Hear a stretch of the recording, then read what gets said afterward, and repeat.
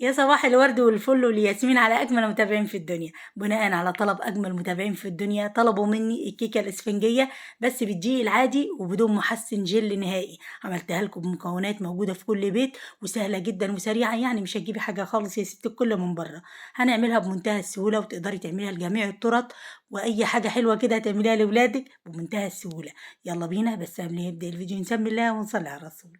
بسم الله الرحمن الرحيم. اللهم صل وسلم وبارك على سيدنا محمد افضل خلق اجمعين. السلام عليكم مشاهدين المحترمين، لايك وشير وسبسكرايب للصوت مميز. اتمنى يا جماعه تشاركوا الفيديو ده بين اصدقائكم علشان تعمل فايده للجميع. واتمنى متابعين اليوتيوب ومتابعين التيك توك ينوروني على صفحتي الجديده على الفيسبوك، واسيب لكم اللينك بتاعها في اول تعليق مثبت، واسيبه لكم برده في صندوق الوصف. اتمنى تروحوا هناك تعملوا متابعه علشان ان شاء الله الصفحه تكبر بيكم. ويلا بينا. مبدئيا كده انا معايا كوبايه وربع من الدقيق، وحطيت عليهم ربع كوبايه من النشا. طبعا الكوبايه ونص، كوبايه وربع من الدقيق دول بيتعادل 150 جرام، والربع كوبايه من النشا بتعادل 40 جرام. ومعايا معلقه صغيره مساح كده من البيكنج باودر، وما تكتريش البيكنج باودر. وهنقلبهم ونركنهم على جنب. بالمناسبه يا جماعه انا نخله الدقيق ده 4 مرات، كل ما تنخلي اكتر تاخدي هشاشه اكتر، عشان طبعا احنا مش حاطين محسن خالص. ونيجي للبيض بتاعنا، معايا 6 بيضات بدرجة حرارة المطبخ.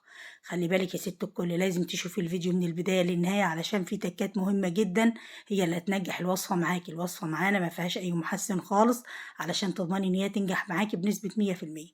أنا طبعا هسيب لك المقادير في صندوق الوصف، بس الوصفة دي بالذات لازم تشوفيها علشان مش مجرد مقادير. ومعايا رشة من الفانيليا، ومعايا معلقة كبيرة من الخل حطيتهم على البيض، علشان طبعا الخل ده يا ست الكل بيعمل ان هو محسن طبيعي للكيك بتاعنا. ومعايا كوباية الا ربع من السكر بتعادل 150 جرام حطيتهم على البيض. هروح اضربهم في العجان. طيب هياخد وقت قد ايه؟ طبعا على حسب العجان، انت هتعملي في عجان ولا هتعملي بمضرب الكهربي العادي. لو المضرب الكهربي العادي ممكن تاخد 7 دقايق معاكي، تاخد 10 دقايق على حسب قوة المضرب. هتعملي بالعجان ممكن تاخد 5 دقايق معاكي. المهم في الاخر هتوصلي للنتيجة اللي انا هوريها لك دلوقتي. تعرفي ان الخليط بقى تمام كده معاكي وتوقفي الضرب امتى، هقولك دلوقتي يا ست الكل لما اخلص الضرب وهوريكي شكله عامل ازاي. انا بقول لك يا ست الكل، لو وصلت المقطع ده يا ريت تحطي لايك، ولو ما اشتركتيش هكون سعيده جدا باشتراكك، وهكون اسعد لو بعتيلي اي كومنت كده يخطر على بالك. يعني ورده جميله زيك او وجه مبتسم والله يسعدني كتير. وحابه اشكركم كتير كتير كده من الارض لحد السما على الكومنتات والدعوات الحلوه اللي فعلا والله بتسعدني كتير وبتفرحني، وما تجيش الا من اجمل الاخوات فعلا. وعايزاكم تقيموا لي الوصفه دي من 1 لحد 10، علشان لو في اي حاجه انا مش واخده بالي منها اخد بالي منها في الفيديوهات الجايه ان شاء الله. ونرجع الفيديو بتاعنا. شايفين القوام اللي انا وصلت له؟ هو ده القوام اللي انا عايزاكي توصلوا له. على حسب بقى المضرب عندك عامل ازاي، قوام بيبقى جامد معاكي وبقى هش وبقى لونه ابيض خالص زي الشمع، وهترفعي المضرب كده تحسي ان بيعلم. شايفين؟ هوريكي دلوقتي هعمل خطوط كده تعمل زي المنقار كده، تعمل ان هي بتعلم معاكي، مش بتحطي بقى الخطوط وبعد كده تهبط وما تبانش، لا شايفين؟ تفضل معلمة زي ما هي. حبيت انا اوريكي عشان توصلي للقوام ده. وبعد كده هحط الكلام ده كله في طبق، علشان طبعا انا هعمل بقى بايدي دلوقتي. نبدأ ننخل الدقيق للمرة الخامسة. بكرر تاني، الدقيق لازم تنخليه زي على قد ما تقدري انخليه علشان تدخلي أكبر كمية هوا في الدقيق. وأهم حاجة في الموضوع يا ست الكل، طبعا أنا بحط دلوقتي تدريجي معلقة بمعلقة، وبقلب بالراحة جدا. ما تغرجيش الفيديو، أنا مسرعة يا جماعة الفيديو، ما تقوليش إن أنا بقلب بسرعة، لأ، أنا بقلب ببطء خالص، بس أنا مسرعة الفيديو. وفي نفس الوقت أهم حاجة وانتي بتقلبي يا ست الكل، تقلبي في اتجاه واحد، اوعي ترجعي عكس الاتجاه اللي انت ماشيه فيه، اوعي. ليه؟ علشان طبعا ما تطلعيش شويه الهواء اللي احنا دخلناهم اثناء الضرب في البيض. متفقين؟ حبيت ان انا اقول لك والله كل المعلومه علشان تاخدي بالك وتاخدي حذرك من الموضوع ده. شايفين انا بعمل بالراحه خالص. طبعا هستبعد المعلقه دلوقتي وهجيب المضرب اليدوي، بس برضو بنفس الاتجاه وبالراحه، وما ما تسرعيش خالص. في متابعه جميله كده طلبتها مني بقى لها كذا يوم، قلت لها ان شاء الله هعملها لك. انا يا جماعه الناس اللي بتطلب مني حاجات يعني بكتبها كده بالترتيب بصراحه. يعني في بعض الناس تقول لي انا طالبه، طب ما في ناس طالبه قبلك يا ست الكل. يعني واحده واحده كده مع بعض، وإن شاء الله بنعمل كل حاجة. ولو ما فيش في إمكاني إن أنا أعملها بابعتها لها برضه، لو هي موجودة على الصفحة عندي قديمة بابعتها لها برضه في اللينك علشان تعملها. وطبعا لو عايزتي أي استفسار ابعتيلي كومنت، وأنا إن شاء الله بجاوب على كل الكومنتات.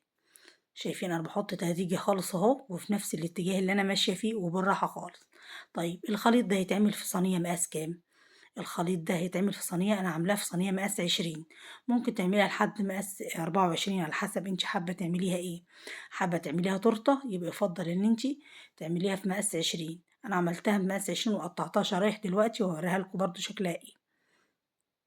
طيب بتتخبز على درجة حرارة كام؟ بتتخبز لازم تحطي طبعًا في الأول تحت الصينية لازم تدهني الجوانب بتاعتها وتحت وكله بالزبدة أو بالزيت، بس أهم حاجة تحطي في قعرية الصينية ورقة من الزبدة أو ورقة بيضة عادية مفيش مشكلة خالص، عشان لما تيجي تقلبيها تنقلب معاكي بمنتهى السهولة. أنا باحط في القعرية بس بصراحة، أهم حاجة عندي القعرية علشان لما أجي أعملها أقلبها تتقلب معايا بمنتهى السهولة. في الوقت ده خلاص خلصت دي بانزل بربع كوباية من المَيّة بتعادل 50 جرام، وهتبدئي تقلبي برضه بالراحة خالص، خالص، خالص. طيب تنخبز على درجة حرارة كام؟ تنخبز على درجة حرارة يا ست الكل 180، 180 دي يعني إيه؟ يعني متوسطة مش عالية أوي ومش هادية أوي، وهتحطيها في الرف اللي في الوسط. تشغلي الفرن قبل ما الكيكة تدخل بحوالي 10 دقايق على أعلى درجة حرارة. بعد كده أما الفرن يحقق درجة الحرارة المطلوبة تبدأي بعد ال10 دقايق تظبطي الفرن بتاعك على درجة حرارة 180. قلت اللي معندوش تايمر يبقى وسط مش عالية ومش هادية، وتحطيها في الوسط. ما تفتحيش عليها قبل 30 دقيقة، اوعي تفتحي عليها قبل 30 دقيقة. طيب وما تخرجهاش برضو بسرعة كده من الهوا، يعني من الفرن الهوا على طول. شايفين بجيب عود الشيش تاوك وابدأ امشيه كده عشان فراغات الهوا، وطبعا بخبطها خبطتين علشان الفقاقيع دي. وبعد طبعا في حاجة حابة أقولك عليها، لما بتدخليها الفرن بعد نص ساعة تبدأي توربي الباب بالراحة مش قوي، تبدأي تطبطبي عليها من فوق كده، لقيتي إن هي طرية شوية هتسيبيها كمان 5 دقايق. بعد ال5 دقايق هتجيبي عود شيش طاووق وتبدأي تختبريها من النص، تحطيه في قلبها كده من تحت اللي من فوق لحد تحت وتطلعيه. لو العود طلع نظيف معاكي مفهوش عجينة تبقى خلاص استوت، لو طلع فيه عجينة معاكي يبقى سيبيها كمان 5 دقايق. المهم هي أخدت معايا في الفرن 40 دقيقة بالظبط، درجة حرارة متوسطة ومش عالية أوي.